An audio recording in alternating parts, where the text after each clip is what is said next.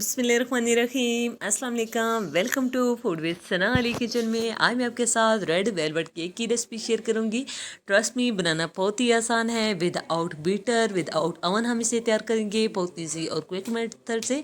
बहुत ही सॉफ्ट और मस्त बन के तैयार होगा। बस कुछ टिप्स को फॉलो करना ज़रूरी है, इसलिए पूरी वीडियो देखनी है बिना स्किप किए। चलें जी, बनाना शुरू करते हैं। इस में हम जो है सिर्फ एक अंडे का इस्तेमाल करेंगे। हैंड विस्क की मदद से हमने इसको अच्छे से 3-4 मिनट तक बीट किया है। अब हमने इसमें आधा कप पिसी हुई चीनी शामिल कर दी है। इसे हम छान के शामिल करेंगे। अगर जो चीनी पिसी नहीं अच्छे से, वो जो है उसको हम निकाल देंगे, क्योंकि उससे जो है अच्छे से केक राइस नहीं होता। अच्छे से हमने इसको मिक्स कर लिया है। 2 से 3 मिनट तक आपने देख लिया है, इसका कलर भी चेंज हो चुका है। 1/4 कप हमने इसमें मेल्टेड बटर शामिल कर दिया है। आप जो है घी या ऑयल भी शामिल कर सकते हैं। और सब चीज़ों को अच्छे से मिक्स करने के बाद 1/2 टीस्पून वनीला एसेंस शामिल किया है, ताकि अंडे की स्मेल ना आए। 1/4 कप पे हमने इसमें दूध शामिल कर दिया है। सभी चीज़ें रूम टेम्परेचर पे होनी चाहिए। फ्रिज का दूध हम यूज़ नहीं करेंगे। इसमें हम रेड कलर शामिल कर देंगे। इसको हमने अच्छे से मिक्स कर लेना है, जितना रेड कलर आपको पसंद हो। अब हमने इसमें 1 कप मैदा शामिल कर देना है। छान के 1 टेबलस्पून कोको पाउडर शामिल करेंगे। 1/2 teaspoon baking powder, 1/4 teaspoon baking soda, सब चीज़ों को छान के शामिल कर लिया है। और फोल्ड और कट के मेथड से हमने इसको अच्छे से मिक्स कर लेना है। अगर मिक्सिंग नहीं करनी, हल्के हाथ से मिक्स करेंगे। बैटर बहुत अच्छे से रेडी हो चुका है, आप देख सकते हैं। इसी तरह का बैटर आपने तैयार करना है। अब हम जो है जिसमें हमने केक को बेक करना है, इसको हमने ऑयल से ग्रीस कर लिया है मोल्ड को, और इसके अंदर 2 टेबलस्पून जितना मैदा डस्ट करके पूरे में अच्छी तरह से फैला लेंगे। इस तरह से आप देख सकते हैं एक्स्ट्रा मैदा हमने निकाल दिया है। सारा बैटर इसमें शामिल कर दिया है। पतीले को 10 मिनट पहले ही प्रीहीट होने के लिए छोड़ दिया था। इसमें एक जालीदार स्टैंड रख दिया है। मोल्ड अंदर रख के हमने इसको 35 से 40 मिनट तक बेक कर लिया है। टाइम ऊपर नीचे लग सकता है, इसलिए टेंशन नहीं लेनी। केक अच्छे से बेक हो चुका है। ठंडा होने के बाद हमने इसे डीमोल्ड कर लिया है। ऊपर वाला हिस्सा हमने उतार दिया है। यहाँ अगर आप चाहें तो इसकी 3 लेयर कट कर लें। मैंने यहाँ पे 2 लेयर की कटिंग की है। आप देख सकते हैं माशाल्लाह कितना सॉफ्ट हमारा स्पॉन्ज बन के तैयार हुआ है। बिल्कुल जालीदार बन के तैयार हुआ है।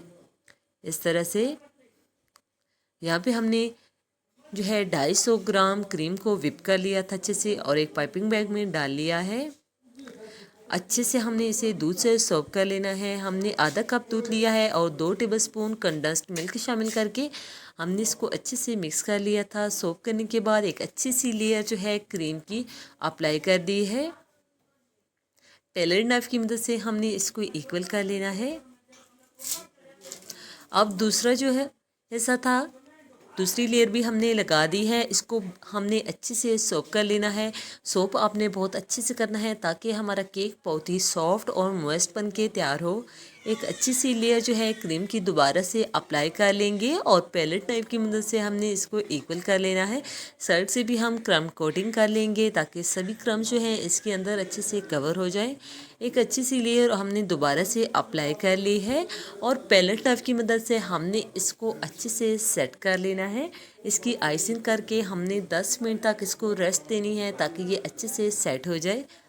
आइसिंग हमने अच्छे से कर लिया है। यहाँ पे हमने जो ऊपर से लेयर उतारी थी, उसकी जो है हमने क्रम्स बना लिए हैं, और इस तरह ये स्पून की मदद से आपने इसके ऊपर जो है अच्छे से अप्लाई कर लेने हैं। यहाँ आप जो है अपने पसंद की नोज़र से इसके ऊपर फ्लावर्स बना सकते हैं। अगर चाहें तो इसको इसी तरह से छोड़ दें। ये खाने में बहुत ही यमी और मॉइस्ट बन के तैयार होता है।